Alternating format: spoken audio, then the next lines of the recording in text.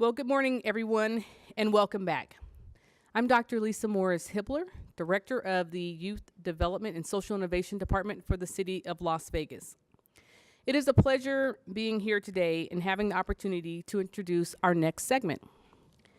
On February 29th, at the State of the District, Superintendent Pat Skorkowski, with the support of the trustees, announced a demonstration project, Reinvent Schools, that partners 3 public and private organizations, UNLV, Win Las Vegas, and the City of Las Vegas, with individual school campuses. For UNLV College of Education, this meant the possibility of assuming full academic operations of Paradise Elementary School. The goal was to create an environment in which ongoing innovation and research are conducted in service to children and families.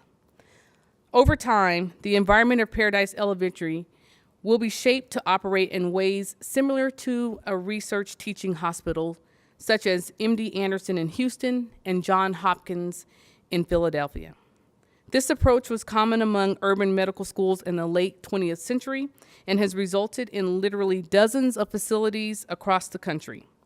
However, despite the widely documented benefits to the medical progress this approach has provided, it has never been attempted at this scale in education. Joining us today are College of Education faculty who have spent the majority of the semester designing what this partnership could entail. Please join me in welcoming the Paradise Academic Innovation Initiative Design Team.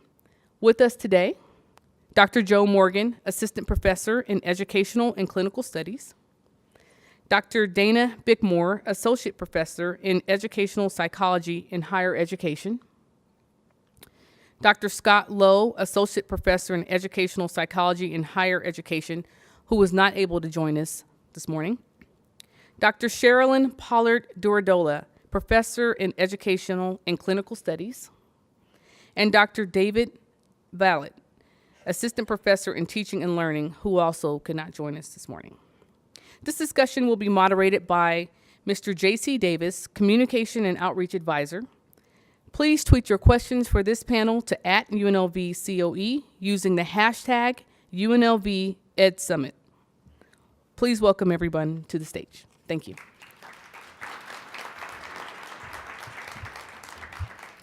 Good morning, everyone. Is that coming through okay? Okay, good. So my name is J.C. Davis, and I'm providing some outreach and planning support to the team. I am the only person here without an advanced degree, so I'm representing the unwashed masses in this group. I thought what we would do for this morning's discussion on the Paradise Innovation Center, that initiative that's being undertaken, is let's take this discussion in 4 segments. We'll talk about what we're trying to accomplish, and then the benefits to everyone concerned. And then I thought we'd talk just a little bit about the structure and why it's being approached the way it is. And then finally, just a brief status update on what's been done so far and where we're going to go from here. So I'm just going to throw these out to the panelists, and they can answer as they see fit. So from a big picture perspective, what is the underlying issue that this initiative is trying to address? Good. I think I got nominated to start the answer, so that they'll jump in and cut me off if it's wrong. Before I answer that question, JC, I want to thank Dr. Hibbler for presenting. As she indicated, this is a part of a larger initiative with the school district and the superintendent's office on Reinvent Schools. So Dr. Hibbler is overseeing 4 of the Reinvent Schools with the City of Las Vegas, and the Win Foundation is partnering with Peterson, which is right across the street from UNLV's campus, as another of the Reinvent. And so we are part of that model with Reinvent Schools, with the overarching framework, I think, of being how do we reconceptualize and rethink how we approach public education in urban environments. One of the main goals is to try and address the educational inequity that kids in urban environments face, and try to find ways that we can provide new services, new programming, and new structures to best support the needs of kids. As Dr. Metcalf talked about, with Paradise particularly, the approach that we're taking is we know a lot of things that should be in place to support kids in urban environments and their educational outcomes. What we have to consistently challenge ourselves to do is develop these next practices and always be ahead of the curve, thinking about what's going to come next. As Dr. Metcalf talked about, we've been talking about education reform for a long time, and I want to commend teachers, educators, administrators in the room. We've done a pretty good job at staying the course and keeping kids at a level where we are seeing some academic learning in urban environments. But part of what we can't do is predict what's coming next. And in Paradise, we really are trying to tackle educational inequity by making predictions about what that next practice is going to be and how we can always stay on the cutting edge of moving the initiative forward to best meet the needs of kids and teachers in urban schools. Anybody else want to weigh in on that one right now? All right. So the next question I have, I think that everybody in this room probably has a very good grasp on the answer, but because this is going to be broadcast more broadly, I'd like to get down to brass tacks a little bit. You talk about educational inequity and the need to solve it, but tell me why. I mean, what are the implications for America's youth of educational inequity? I can start. I think part of the initiative is to really envision what does success look like for children in high poverty areas. Not only what does success look like, but what does the path look like for getting them ready for college and beyond, because that's part of any initiative within a school system.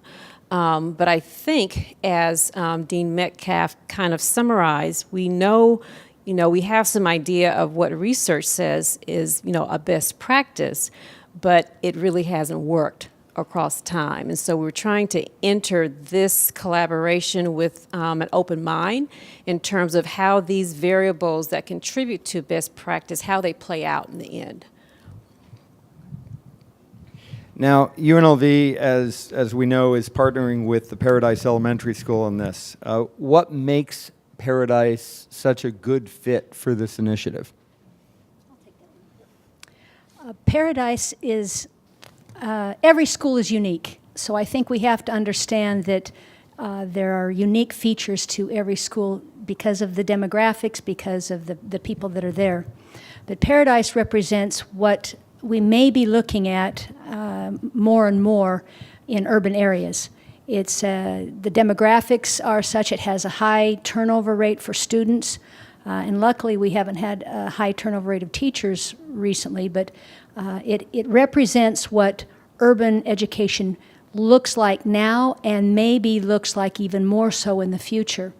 And I think that it represents some place that we can go to look at what might be possible and how we might be able to better affect education for students that is a growing population in our urban areas.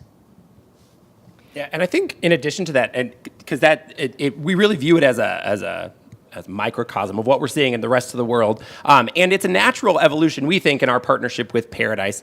Christy Cole, who's the principal at Paradise, was here earlier. And we spent many years partnering with Paradise. And so this is and several of my colleagues in the College of Education spent a long time working with Paradise Elementary School for the past several years, that this, we believe, is the next iteration and evolution of that partnership. And so we're continuing to build on a relationship that we've had for a very long time with a school that's very proximately close to the College of Education. Thank you very much. So you talked a bit about the demographics of the Paradise students and some of the challenges they face and how that might be reflective of what we're seeing nationally moving forward. Talk about a little bit, moving to the benefits, how will the existing students at Paradise benefit from this initiative? Good. I'll start. I think part of it is bringing the resources of a College of Education at a research-intensive university to their educational outcomes. So making sure that they're getting access to high-quality, highly trained clinical students in clinical education programs, bringing the resources of a College of Education that is focused on innovation and thinking outside of the box to the student population at Paradise Elementary School, really giving them access to what we're thinking of as the next practice in urban education to make sure that they are getting the best services and resources possible to support their academic and well-being outcomes while they're at Paradise.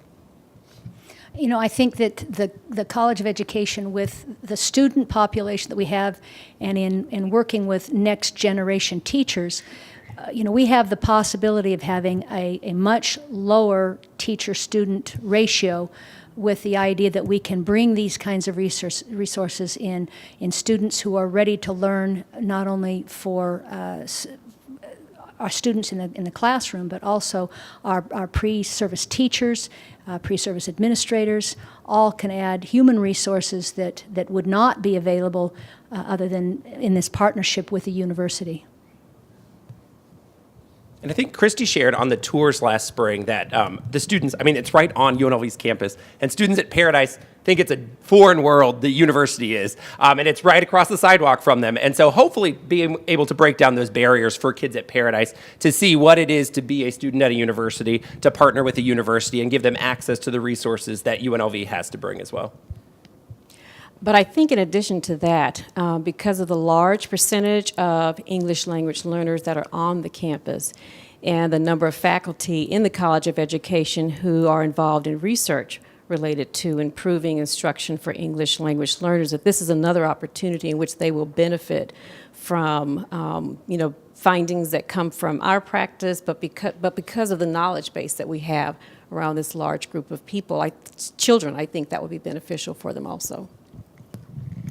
Thank you very much. I mean, it's clear that this investment by UNLV and by the Clark County School District in these students is going to pay dividends for them. Talk a little bit about what the benefits are for the university as a whole and for the College of Education in particular. I think what? This is Kim's question, that's it. No, I think one of the great benefits is the university is forging a mission towards being a top-tier university. And so I think there's a lot of overlap between the work that we will do with Paradise and those metrics towards becoming a top-tier university.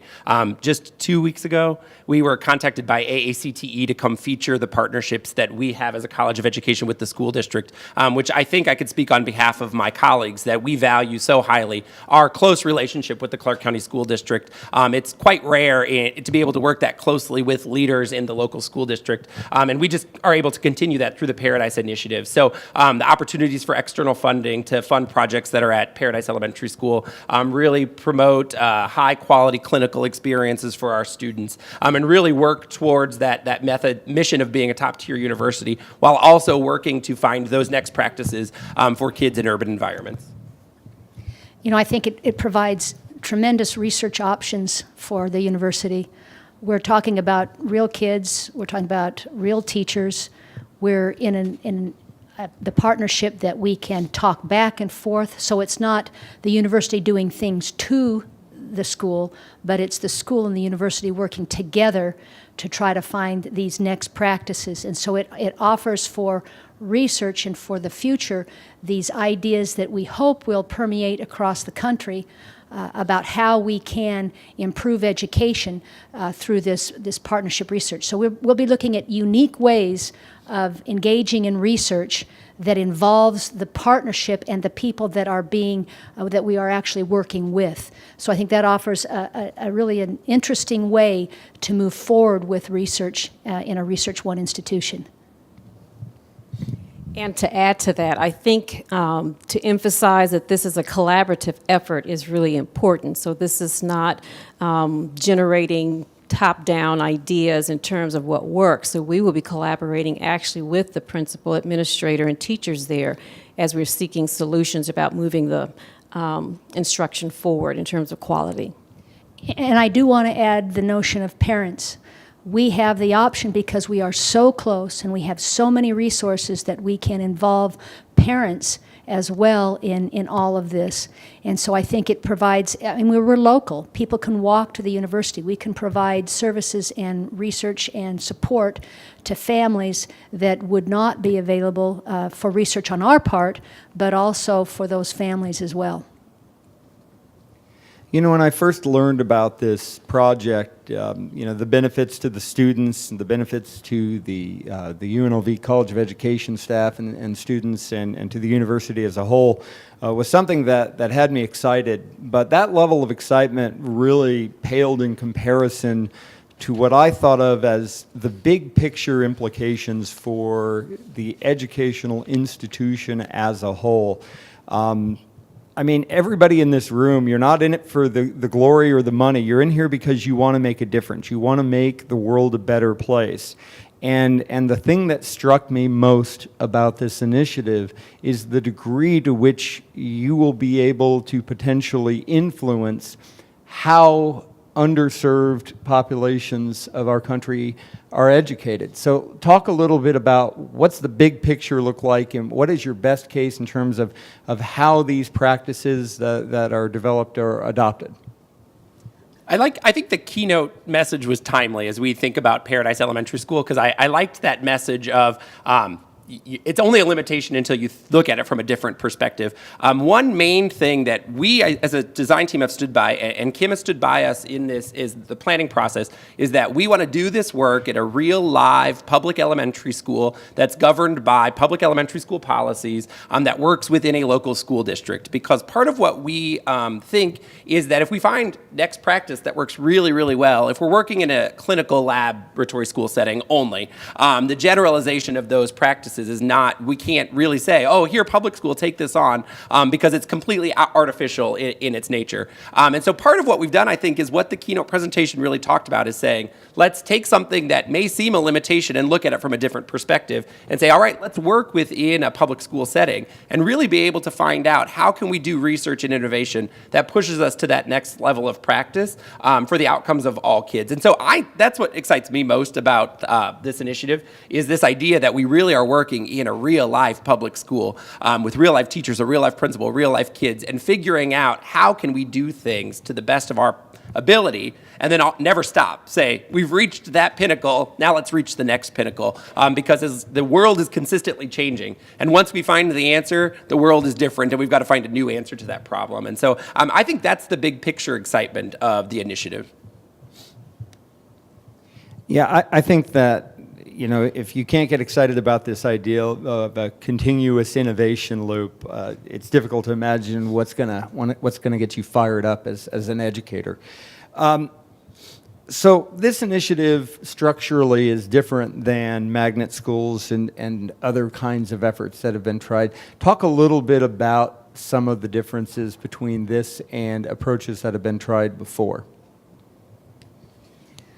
Well, I'll say first, there's been a lot of experimentation, and we hear a lot recently about governance structures, that is charter schools and now vouchers, and trying to change governance, and not really about changing the actual education that happens for kids. And I think that it provides us with this option of looking at what really is a true public school, and how we can look at different ways of managing within the structures and the organizations that are currently there, and push those organizational parameters so that we can look at what might be good. Maybe we're not going to be a charter, because we're not going to be self-governed. We're not going to have a board. We don't have those kinds of things. We are working within this structure to see if we can push from within and make those changes from within that will really be something that other people can join. I think maybe another way in which this process differs from charter schools and magnet schools, is the reliance on a systematic process to study change. And so we're looking at and using research-based methodologies to collaborate with teachers and to collaborate with the principal. And so I think that element sets us apart from just a magnet school or a charter school. You know, our keynoter talked a bit about limitations and how you have to look at things from a different perspective. I was, for one, really impressed with that presentation, and it made me think about things a little differently. And one of the things you've told me in the past, Joe, is that if you create an artificial environment and you pour a lot of resources to that success may not be transferable because you're not recognizing the real world limitations that other institutions face. So just briefly, talk a little bit about some of the constraints, if you will, that you're sort of building in to make sure that the findings you get, that the innovations are transferable. Yeah, we really are operating in consultation with the principal and the school district as a public elementary school. So the per pupil expenditure is the same as other, whatever resources a school similar to Paradise would get. That's what we are going to get to work with the principal. The principal is going to set the budget and the guidelines. We're operating with a school organizational team under the CCSD reorganization. We're building in all of those same structures that a typical public elementary school would have. And so I think the constraints are natural constraints of working within public education. And so we are not altering those constraints by any means. There's a bunch of university people that are going to be there. So that is somewhat a little bit different, but we're going to not have ourselves be components of the environment that would change the outcomes. We're there to study what's happening in a real live public elementary school to see, can we push the system from within, to Dr. Bickmore's point, and I think that's a really great point. From within, can we find those next practices? I think the innovation is going to happen in this collaboration where we don't have the same constraints.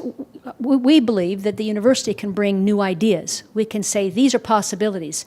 These are things that we can do. These are out-of-the-box kinds of ideas. And in conjunction with the staff, developing relationships with the staff and with the parents and so forth, I think we'll build that trust where they say, oh, well, if you think it's something we might try, let's try it. And then when we do that trial, we can then systematically study it. And that's not what's happening in these current reform packages. People are throwing out new ideas and no one knows whether they're working or not working. They shift from one thing to another, and my research is actually in charter schools, and one of the issues is we're not systematically studying what is good and what is not good.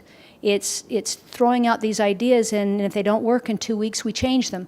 And I think that we have the possibility of providing some stability in the innovation, if that makes sense, and some research to move forward with what is working and what is not working.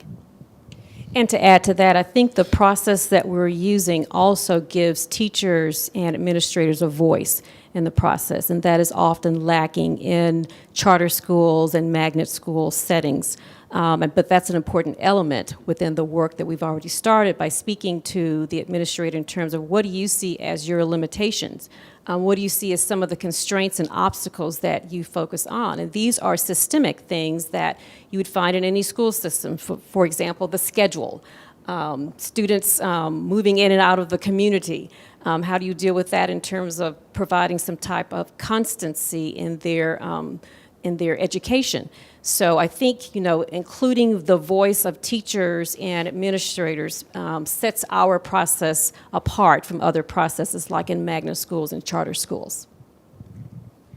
Okay, so over the years, the one thing I've learned is that you never, ever get between an audience and their lunch. So what we're going to do, I want to leave a few minutes for Q&A, but before we do that, can you take just a moment or two and talk about progress to date? So from inception, where are you now, and kind of what are the next steps moving forward? I think part of, we spent a long time in the fall really solidifying and codifying the relationship through the memorandum of understanding. And so we've worked significantly with the dean's office and the district in the fall to get an MOU in place so that we can begin work. While we waited for the MOU process to go forward, the design team and I met regularly to develop a draft vision of what we thought this partnership would look like, some objectives and assessment techniques to make sure that we're measuring our progress over time and systematically studying this. We really have been committed to noting every step that we take so that we could say, here is what we did to get to the point that we ultimately will get to at Paradise. And so moving forward, we really are looking in the spring semester to collect baseline data, gather perceptions and key stakeholder input on the priorities of Paradise, and really building a solid strategic plan for how this partnership will look moving forward. And I think it's interesting because we're going to incorporate some of the reform issues that are happening in the district right now. So we're going to be working with the new process where the principal has more autonomy, and so we're going to be working with their local board. They call it their organization team. So we'll be working with them as well. So we're going to be looking at how that structure and that innovation is working as we move forward as well. And when we look at the Clark County initiative with the English Mastery Plan, that's another layer that we will encounter in the school because it is still part of Clark County. So understanding how that master plan with the emphasis on student engagement, professional development for teachers and faculty, family involvement, how that plays out in this real context. All right, so I have a few questions from the cloud, but guess what? Live audience wins. So I'm going to take any questions from the room first that anybody would like to ask, and then after that, I'll hit those. And crickets. Maybe they all went through the cloud. That'd be clever. All right, so one question is, how do we improve outcomes in schools where home reinforcement is not ideal? I think it's an excellent question. Part of our baseline data collection metrics are looking at community resources, how communities are structured, what's going on with families in the home environment, how we can provide additional services there. I think what is very, very unique about a university partnering with a public school like this is we have multiple programs in our college: counseling education, school psychology, teacher education, a variety of different resources that we can take to Paradise. And beyond even our college, we have colleges of social work and health and nutrition and other things that we could say, all right, we've identified these other problems that are happening within a school environment. We can leverage partnerships and existing resources within the university to study systemically how we can improve those outcomes as well to benefit kids within the school environment. So I think it's been a part of our conversation since we've started. This is not just an in-school initiative. We've really got to take into stock what's happening in and around the community around Paradise as well.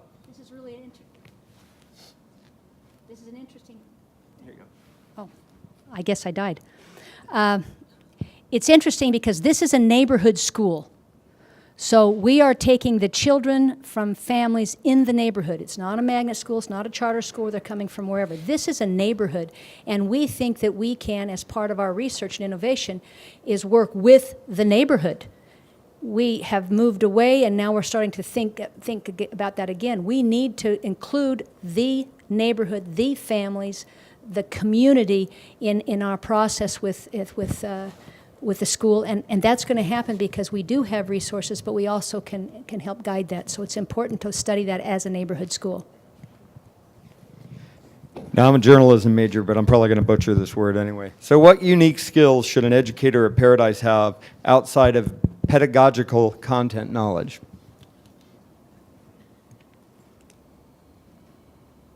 I think that's what we're going to find out.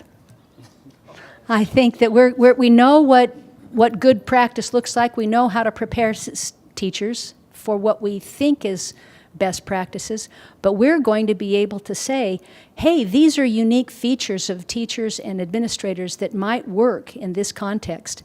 And I think that we're going to have the option of having pre-service teachers, young teachers, and also experienced teachers, and how that whole process works. So I think that's one of the exciting things about being innovative, is that we get to look at what works in this kind of setting.